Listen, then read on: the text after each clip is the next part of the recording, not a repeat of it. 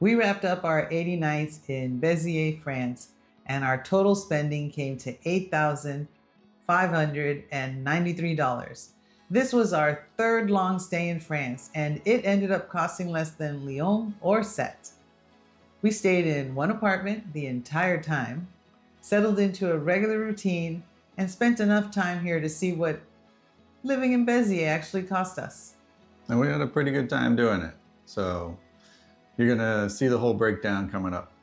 The total includes a few expenses that would not apply to everyone because we were also handling some French paperwork, and we also needed to replace things that we needed to take away with us when we left. So it's gonna be a typical cost breakdown, but there's gonna be a couple of extras in there. Yeah, but even with those extra charges included, Béziers was still our least expensive long stay. The biggest expense was the apartment. We paid $4,666 for the full 80 nights, which worked out to about $58 a night. Not bad. Yeah, not bad at all.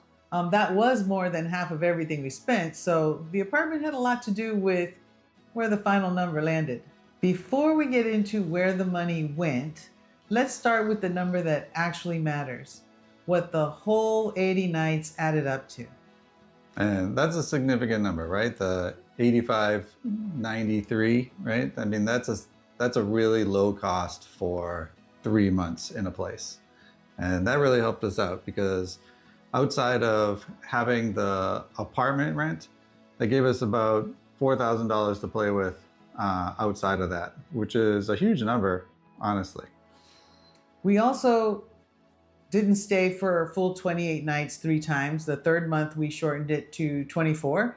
So if you were to really average out how much we spent, it was $3,007.57 a month at 28 nights and $3,222.40 for the 30-night equivalent.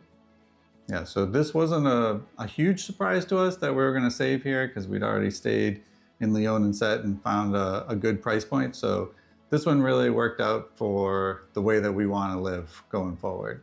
It was very comfortable. We didn't try to save anywhere, we just lived. And so that's the total. Now let's break down where it actually went, starting with the biggest piece of it. More than half of everything we spent went to one thing. So it only makes sense to start there.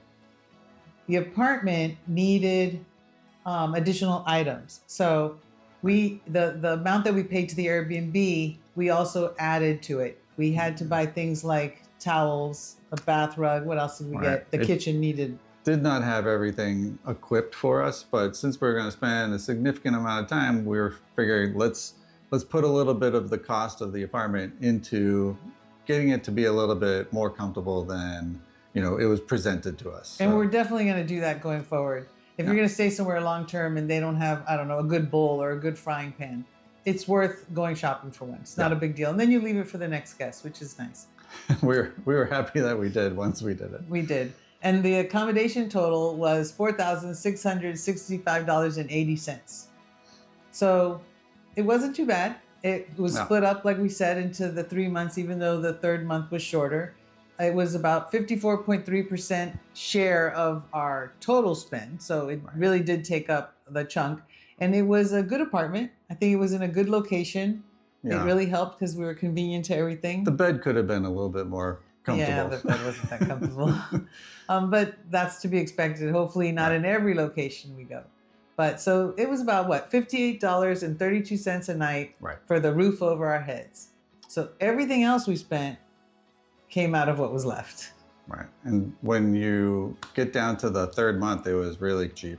After paying that 28-day premium, you really got a great discount. Even on the last day, even though we didn't spend 28 days, we only spent 24, it only came to, what was it, $1,073. So another great deal. So once the apartment's covered, the next question is, what did it actually cost to eat? So we didn't eat out much. I think only when we went on our trips to see other towns did we even take the time to eat out because we needed to. Or if we got super distracted by something walking down the street and we were like, oh, we have to get that. A snack here and there.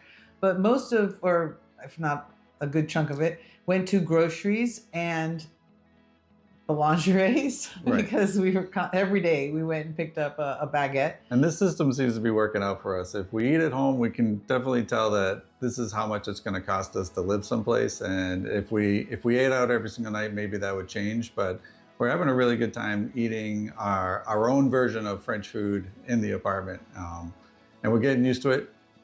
Yeah. And we're getting to like it quite a bit. And Groceries did most of the heavy lifting, and restaurants only showed up a couple times, where we spent about $1,900 for our groceries and $300 for all those daily baguettes that we would never give up. And restaurants and tips was barely $300, so it was pretty good. I think we spent well in that area.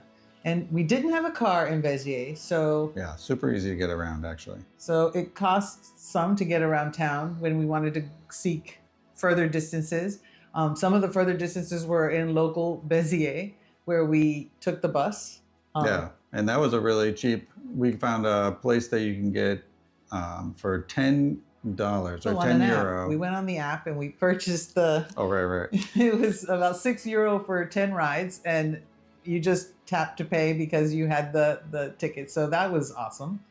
Right, and we kind of say that since it's such a connected place by rail, that all of our transportation, including our places going to other towns close by, really added to the transportation costs. But that's all incorporated into, if you have a place that you can get to other places, this is a great idea to incorporate that budget into, because it's part of the that. Lifestyle. You're living there, and you're always going to go visit these other areas. I mean, I would. So we include them. We didn't separate them because we didn't go off and stay somewhere for another month. So we just included them all in the same transportation.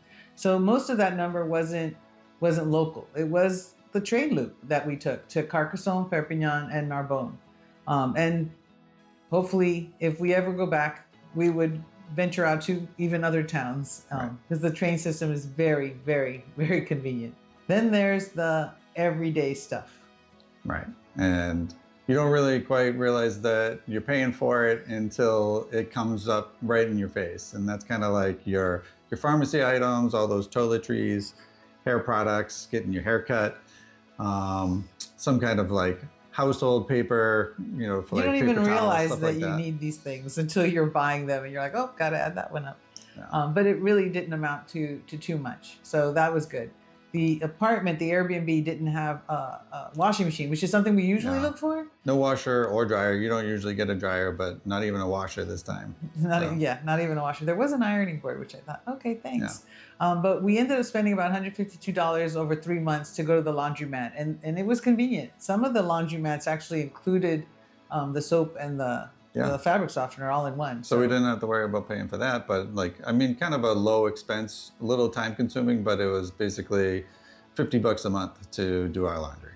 So that's what covers what it takes to stay stocked up and keep our clothes clean, especially when the apartment isn't taking care of all of that for you. And then there's the part of living abroad that nobody puts in a budget spreadsheet ahead of time, or at least I didn't. I mean, you do put a little bit of an extra buffer, but not specifically for this. The paperwork. Yeah, it's going to cost something, but you don't realize like how many times you're going to go to the post office and how many photocopies you're actually going to need. So that was a variable number for us. We didn't know what we needed when we needed it. We brought a lot of stuff with us in preparation because we knew we were going to need all that, but another copy or it didn't copy right. One day we spent hours trying to speak French to explain that the machine wasn't working. And so we spent a little extra because they needed to put ink in the machine, but that was fine. So photocopies, official documents, that was a constant. And it wasn't a huge amount, but it still was something that we didn't really consider in full.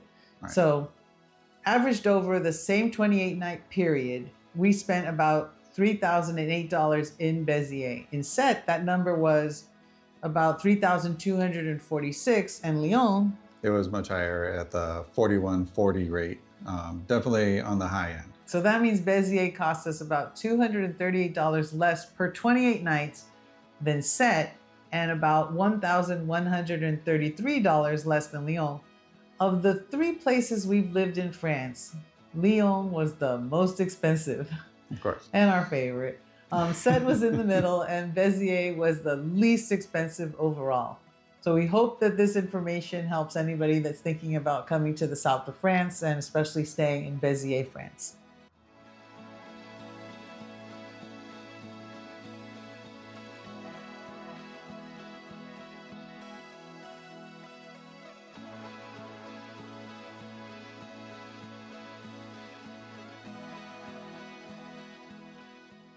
Could you see yourself spending a few months in Béziers, or is there another part of southern France that you would choose instead? We'll see you next time. We'll see you next time.